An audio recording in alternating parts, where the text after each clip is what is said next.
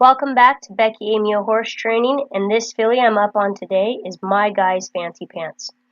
From the very first ride, I teach colts to accept being mounted from a mounting block or a step, or in this case, a lick tub. I never know what physical struggle the riders have that will ride her after me. They may have a knee replaced, an old injury to their hip, or a bad back, so I always make sure colts will accommodate a rider mounting from either side from a step up. Fancy readily flexes her head back and forth and gives to bit pressure.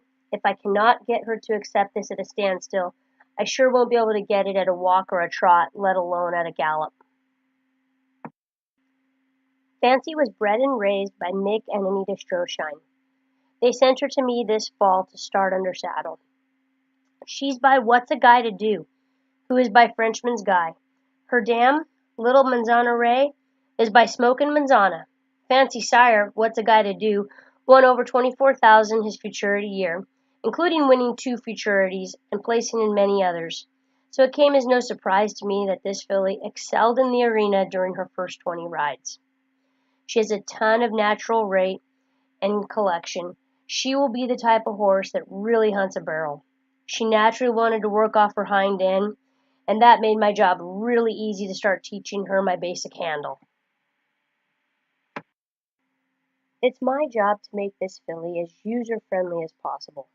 That way, the next trainer in line, whether she comes back to me for a tune-up or goes on to another barrel horse trainer next, they can get along with her, and it wouldn't matter if she was going to be a rope horse, a rein cow horse, or a jumper.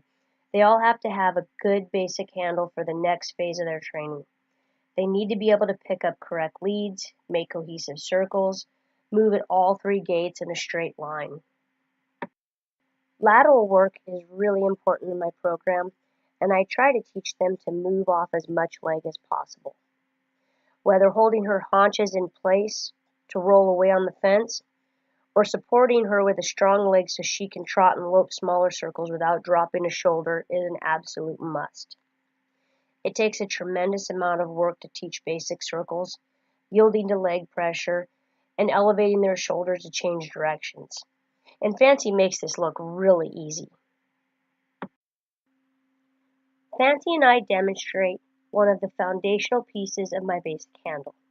The stop, back up, and rolling away from the direction we were tracking, pivoting on an inside hind and loping off on the correct lead to track left.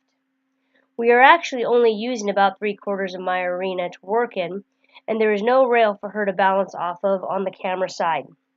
I support her with a strong thigh and calf to prevent her from drifting. Spiraling the circle down to approximately a 50-foot to lope on takes a well-developed core on both mine and her part, and it's one of the reasons I spend more time on my groundwork than most people do, and that's to develop the muscles to balance and continue to be able to lope on a smaller circle like this.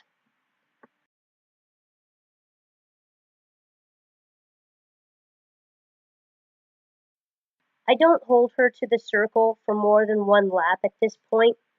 This is where I can create a lot of frustration in the young prospect. I take advantage of her looking for the stop and rolling away again on the inside hind.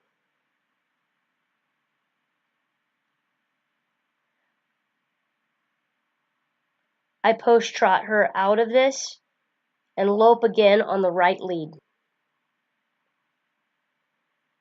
I start with a large circle, nearly 3/4 the size of the arena again, and scale it down to a smaller circle and back out again.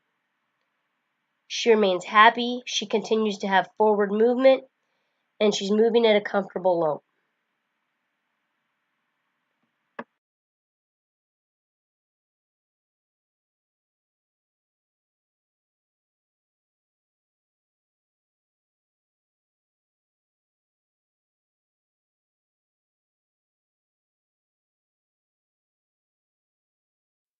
When we are ready to stop, it's extremely important that I down-regulate her properly and she walks out quietly, playing game over, after every time I've asked her for more speed. This will help keep her mind fresh and relaxed and prepare her mentally for what is expected of her in the future.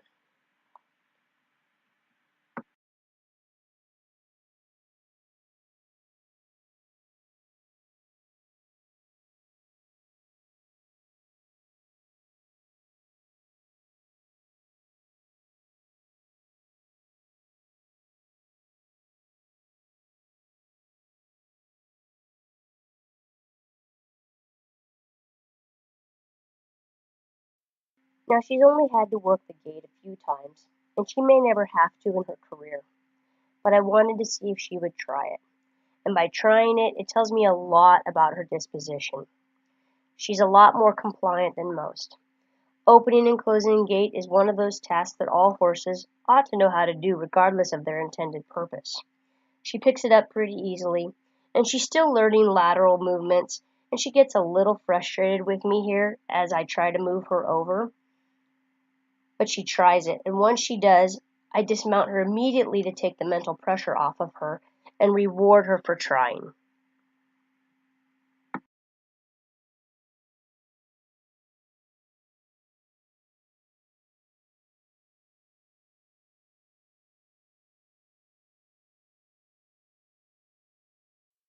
Walking over a bridge is also a useful tool for me to expose them to. She may never ride in a trail class in her lifetime, but she will encounter many scary things along the way.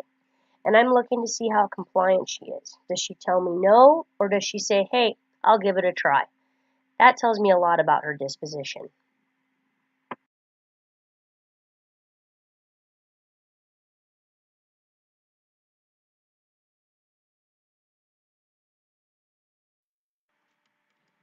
The first time I walked Fancy through the cows, she almost left, but 2 times later she is perfectly comfortable walking around and through them.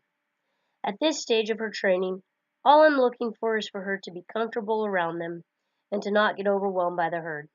This is so important to me as a trainer and jockey because it's just one more situation I can trust her in. It will also free up her mind a lot in the future when she needs a break from the arena. And after we have mingled among the herd a bit, I always ask the horse to stop and back up and turn away from the cattle to signal that we are done before we move on to the next part of our ride.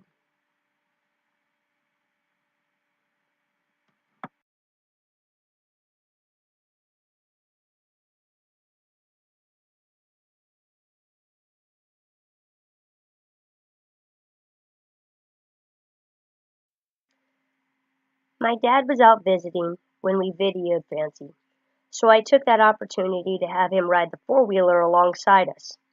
Anything and everything I could expose her to, the better. Just another reason why Weatherby and Charlie almost always ride out with me. They rarely follow right behind or with us. They are usually flushing rabbits and birds, or popping over hills, and it gives Fancy a lot of new experiences to get accustomed to, and it tells me what she's going to be able to mentally handle.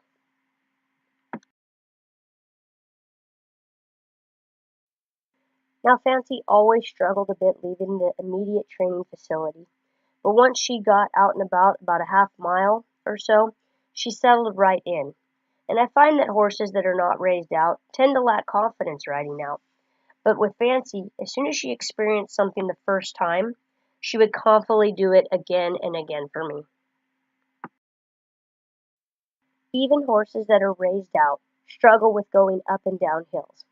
It's because of their lack of balance, and most importantly, it's because they now have to navigate carrying a rider. I do my best to support her by staying out of her way and adjusting my weight to the angle we take accordingly. I truly believe that if they can handle any sort of terrain when riding out, and they are allowed the freedom of independent thought and make good choices, riding in the arena and while performing at a competitive level, they will have an advantage and make better choices when the footing is less than perfect conditions. You can especially tell right here as she moves forward confidently. She takes a trot on her own. Her ears are up and forward. She's looking where she wants to go next.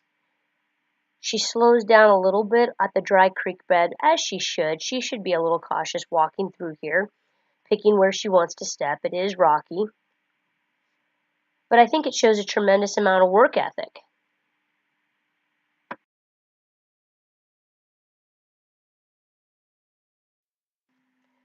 I do a lot of straight line work and practice picking up correct leads in the pasture. Most colts really struggle with very basic straight lines just as much as they do on a circle. Fancy took right to her straight line work, and the fact that she was able to lope right alongside a four-wheeler and 2 dogs showed me she is capable of handling whatever mental pressure I put on her. She takes a nice, slow, collected lope for me, and she's willing to slow down on her own, and that's really important to me when loping in the wide open spaces. I really like this filly's natural rate.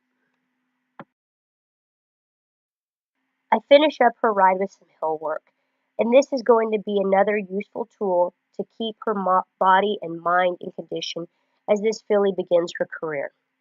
I really like how even after she stumbles right there, she continues to keep going forward, and that tells me how much try she's going to have when she's competing in the arena.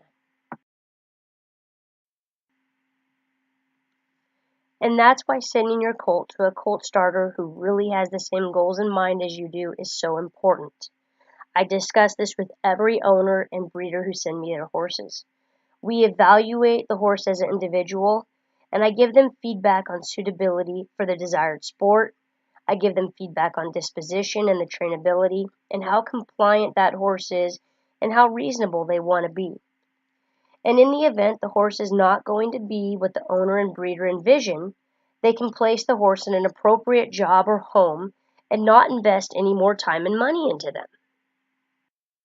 Fancy is ready for a break this winter, and will have all the key pieces necessary to be on track to start her training again in the spring.